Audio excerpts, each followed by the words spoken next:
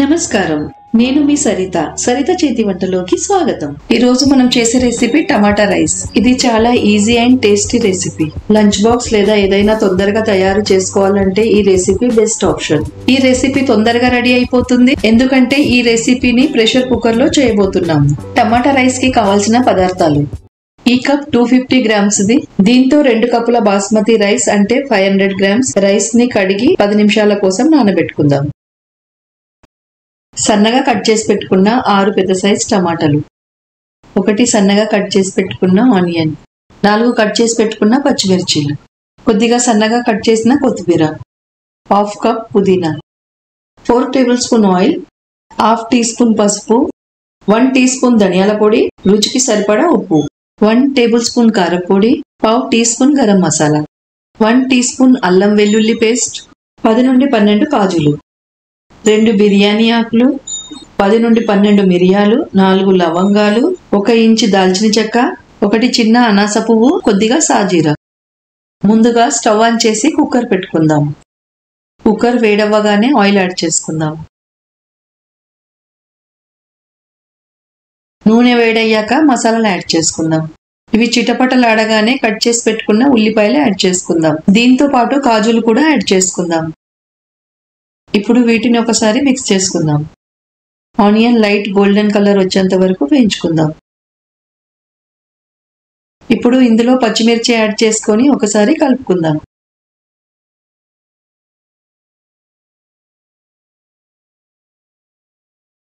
ఇప్పుడు మనము అల్లం వెల్లుల్లి పేస్ట్ వేసి పచ్చి వాసన పోయేంత వరకు నిమిషం పాటు వేయించుకుందాం. అల్లం వెల్లుల్లి పేస్ట్ బాగా వేగాక పుదీనా యాడ్ చేసుకుందాం.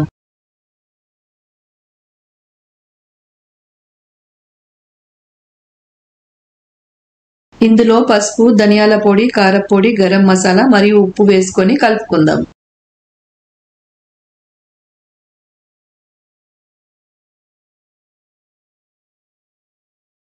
మసాలాలు బాగా వేగాక టమాటా ముక్కల్ని వేసి కలుపుకుందాం. ఇప్పుడు టమాటా ముక్కల్ని మీడియం ఫ్లేమ్ పైన ఉడికించుకుందాం. మీరు గనక నా ఛానల్ ని సబ్స్క్రైబ్ చేయనట్లయితే ఇప్పుడు తప్పకుండా సబ్స్క్రైబ్ చేసుకోండి. మరిన్ని కొత్త రెసిపీ అప్డేట్స్ కోసం బెల్ ఐకాన్ ని క్లిక్ చేయండి. దీనిని మధ్య మధ్యలో కలుపుతూ ఉండండి, లేదంటే మాడిపోతుంది.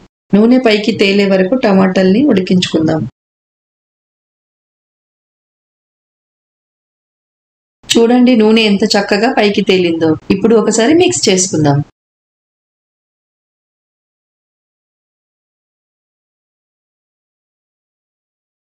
ఇప్పుడు రైస్ నుండి వాటర్ తీసి రైస్ ని ఇందులో యాడ్ చేసుకుందాం. బియ్యం వేశాక మెల్లగా కలపండి, బియ్యం విరిగిపోకుండా చూసుకోండి.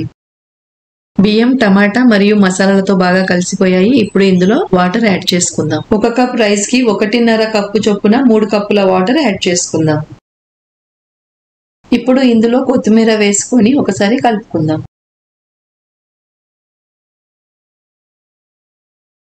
ఇప్పుడు ప్రెషర్ కుక్కర్ మూత పెట్టి 2 విజిల్ వచ్చేంత వరకు హై ఫ్లేమ్ పైన ఉడికించుకుందాం. 2 విజిల్స్ రాగానే స్టవ్ ఆఫ్ చేసుకుందాం.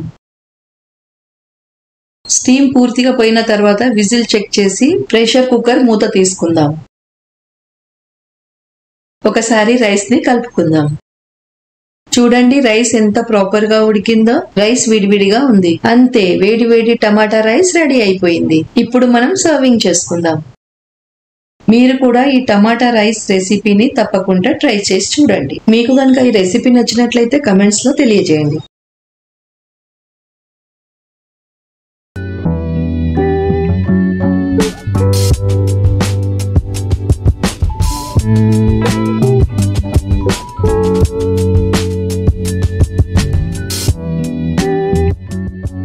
మరిన్ని కొత్త రెసిపీస్ కోసం నా ఛానల్ ని లైక్ చేయండి, షేర్ చేయండి అండ్ సబ్స్క్రైబ్ చేసుకోండి. Thanks for watching.